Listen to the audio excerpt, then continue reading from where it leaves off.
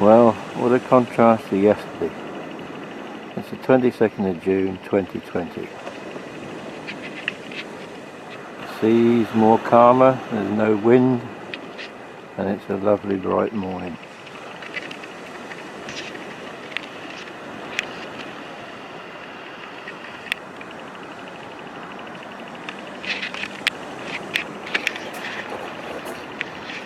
And we're at the northeastern end of the seafront for the last of my videos, and here you can see we have a complete view to the far end. There's Holywell looking up to the top of Beachy Head, South Cliff Tower,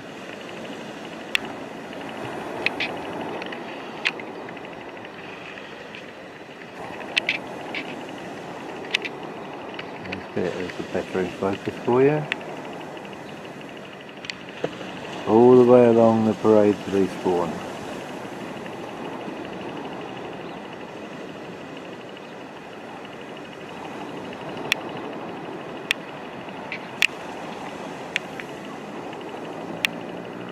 People fishing.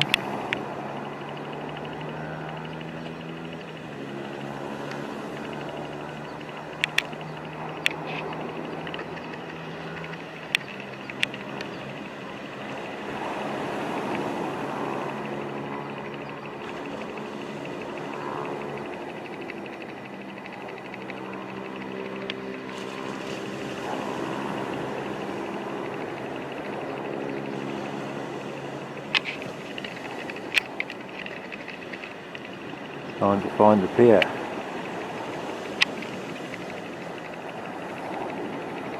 There it is.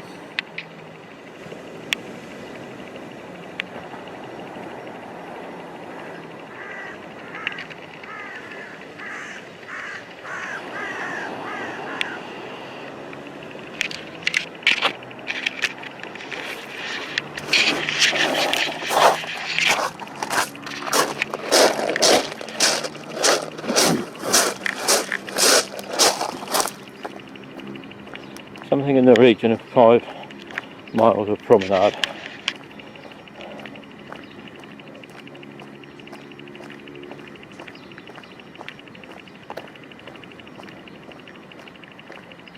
That you can walk virtually uninterrupted. And it's roughly 7 miles from here to the top of Beachy Head. Now, the title of this one, and those of you that are not familiar with this part of Eastbourne, I will reveal a little more later on. To the Sewage Castle and beyond, and we'll investigate that a little later. I've got a bit more information for you actually about somebody I mentioned on the end of the first half of my promenading walk, William Terrace. Remember I said the original lifeboat station was built in his memory? Well, the theatre he was murdered at in London was actually the Adelphi. And if you go down a side alley somewhere off Bishopsgate, and I think it's Bishopsgate, I'm not sure, but in that area anyway, you go down this side alley, which is a rather unpleasant smell due to various male activities that we won't go into, you'll find the stage door, and there is actually a little plaque beside the stage door with his name on it and telling you about his murder. And that is said to be haunted because apparently as he was being attacked just before he died, he said in his best theatrical voice, "I shall return." And we're in Prince William Parade. We're at the far end of it at the moment, and until this was built up, I think probably sometime in the early mid 90s, this was just part of the big shingle bank known as the Crumbles, and here was about the end of a lane. There were a couple of old cottages here, owned by the Waterworks company, because there was a sewage outfall here and lorries used to come and unpipe their sewage through a long outfall pipe. We won't go into that. And when this was all built up, as I say, this was a lane, the end of Watling Road. It leaded to the boat beaches, which I'll talk about later on. And so they built this extra bit of promenade along here from the Sovereign Centre, and left this little linear park. And as you can see from what you've been reading here, it's the Sovereign Park, and they preserved some of the old plants and that you typically expect to find on a seaside shingle bank. As you can see, the other side of the road is just housing. Interesting to note that until, I think it must have been 1974ish, when the borough boundaries were redrawn, this was actually outside of the borough of Eastbourne.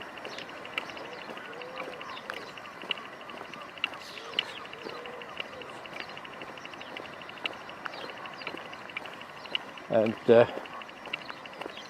Todd Lane's trams that I spoke about earlier on, when he built his extension from what is now roughly where the roundabout is down here by the Sovereign Centre, he came out to a spot, I think just around here somewhere,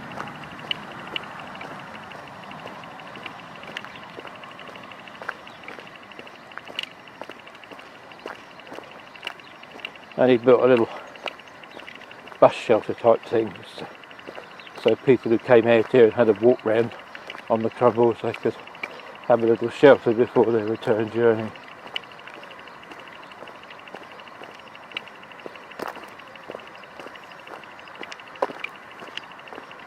I'd say the park itself doesn't really look much, I know, but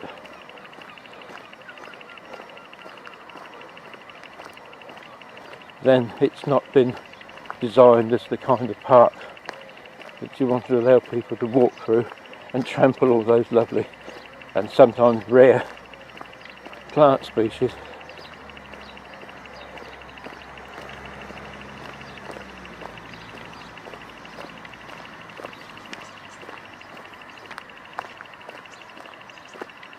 And I came out here same time yesterday morning, about 5:20. Excuse me. It was overcast, but it was still dry, but the wind.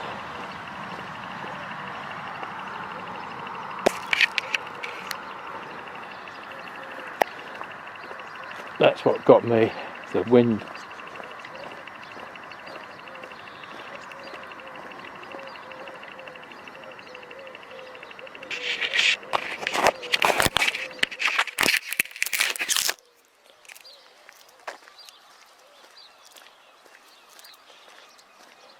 You know, I don't have expensive equipment. I'm only an amateur, so all I've got is my trusty little video camera, and anything more than a puff just wipes out any audio with a roar, so I had to abandon the effort.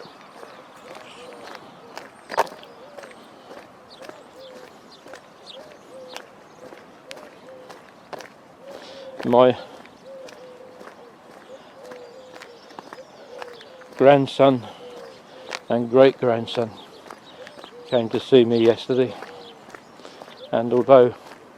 a joyous occasion. I'm afraid for me it was tinged with a great sadness, really.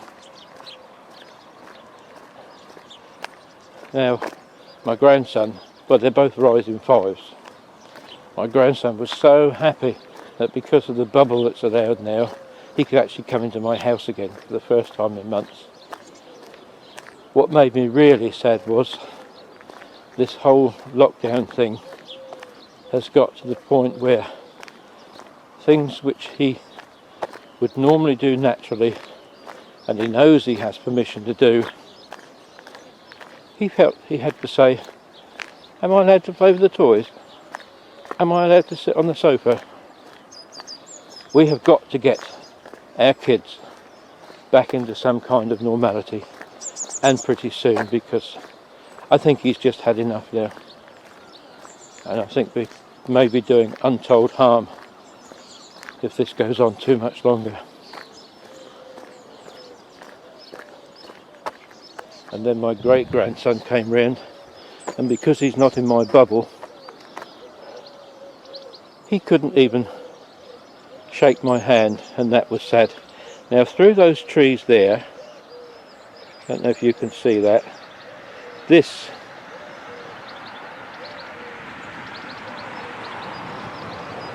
is what's wrong. Just to the right of that tree, I don't know if you can see, somebody's been drinking and had a picnic,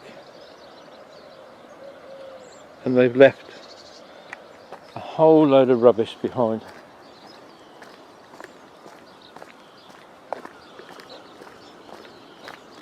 That is absolutely disgusting, and there really is no excuse for it.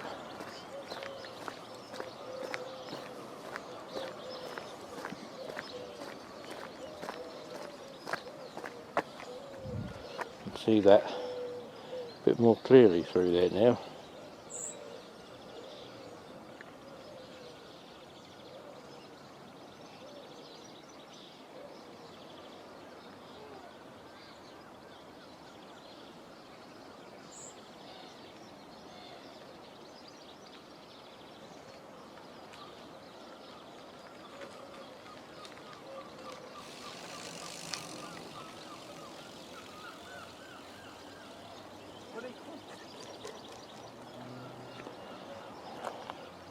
Absolutely disgusting.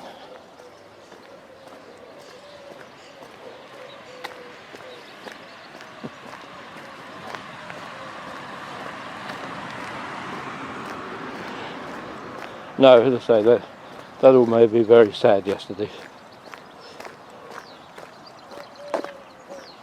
When the children have to ask permission, or feel they have to ask permission to do things which they would normally be quite happily allowed to do, that's very bad. Very bad indeed.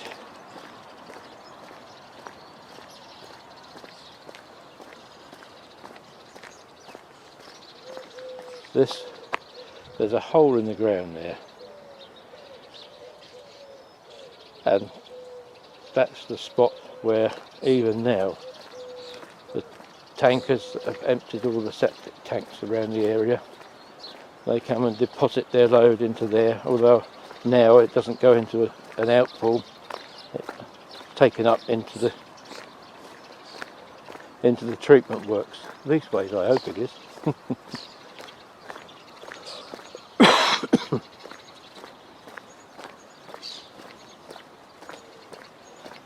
And we're now walking on somewhere near the trackbed of the modern electric tramways.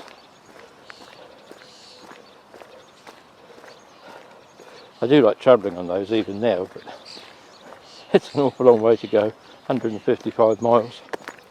But the journey down the Axe Valley is quite beautiful. And if you haven't visited the Seaton tramway yet, as soon as you get the chance, I thoroughly recommend a visit. Quite a few of the original trams are still there, although they're not used quite so much these days.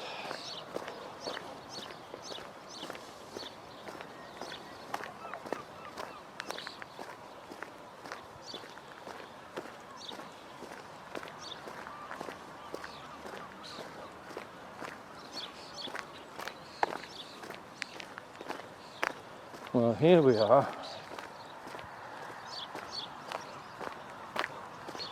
We're at the end of Prince William Parade. Or the beginning, whichever way you look at it.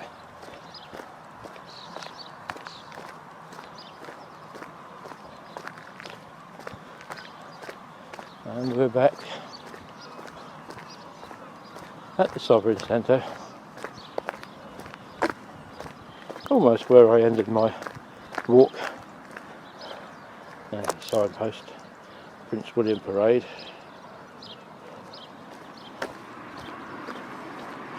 Yes, my Right Royal Walk finished just over there.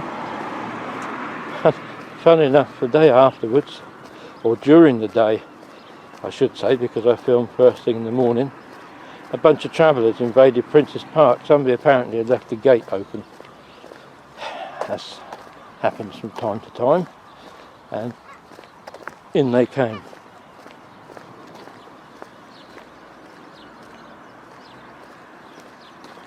Now, as I said before, this was built, the Sovereign Centre, opened in 1977. And I have learnt something this last week, for which I'm very grateful to my good friend Tim, because I had no idea, and I've been here nearly 50 years and I couldn't remember reading anything about it.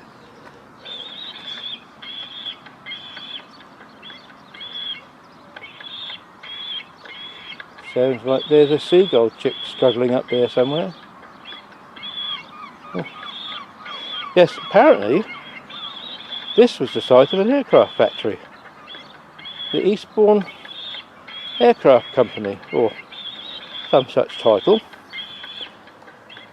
was built in 1909 by a gentleman called Bernard Fowler, using finance provided by, I can't remember his name, a baron, somebody I think it was, from over at Eastbourne Zoo. They designed and built only one aircraft of their own, quite a rare beast, the Eastbourne monoplane, I think it was called, and it was built in 1913. Very unusual, propellers at the front and only a single wing. But it never got developed any further and no more were built. But between 1909 and 1924 they built 250 seaplanes to a Morris Foreman design. And the the actual aerodrome itself, the airfield, for those that couldn't take off on the sea, was down in that direction over there. And you might remember, if you've looked at the walk along the Horsey bank, we came up to a block of flats where the old Bourne stream, now the Horsey sewer, meets another little rivulet and heads down to the sea. Well, beside those flats used to be a great big blue building, which we all used to call the Wenham shed, because at that time it was used by Wenhams, the removals people, and several of my friends kept reserved buses in there. What I now know is that actually was the last surviving hangar from the airfield, which became, during World War I, the Royal Naval Air Station. There's supposedly a bungalow down near the flats. It's been so much converted now that you wouldn't notice it, but that is physically the last surviving building. It was, I think it must have been the old guardhouse or something from the air station. So you can imagine, this was an aircraft factory, and everything must have spread down what is now Lockbridge Drove and onto the trading estate in that part of it, and round behind Tollgate School. And I never knew that. So, and I guess, to quote a famous phrase or saying, which wasn't said by Peter Sellers, not a lot of people know that.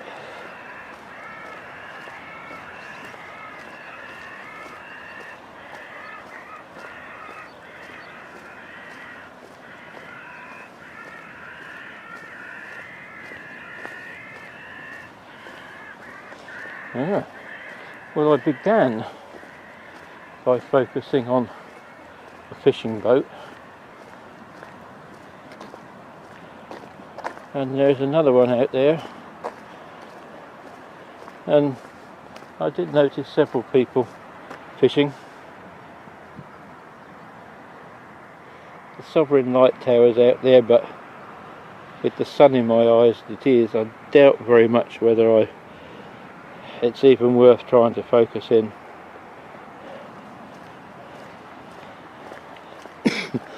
Excuse me. I mentioned earlier the boat beaches, and this was where the fishing station at Fisherman's Green I spoke about before, where the commercial fishing boats were.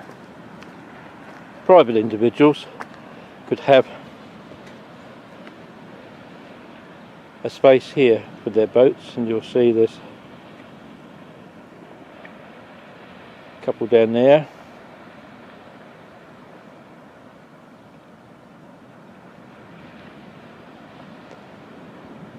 Old motors and that, they would fit into those little sheds to haul their boats up onto the beaches.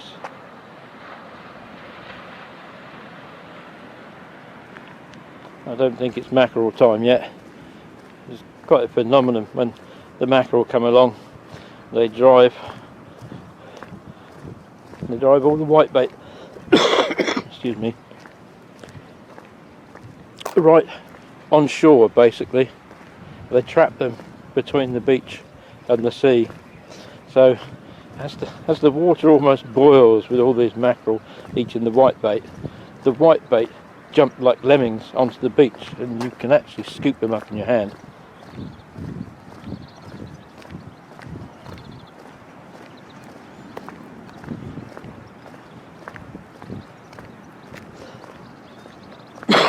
Oh dear, my throat is very dry this morning, sorry.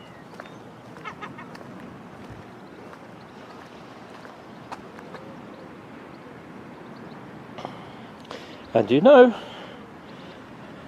I think that might be an interesting point, looking out there towards the Sovereign Light Tower. I'll just take a pause, and this will probably continue as a part 2, we'll see.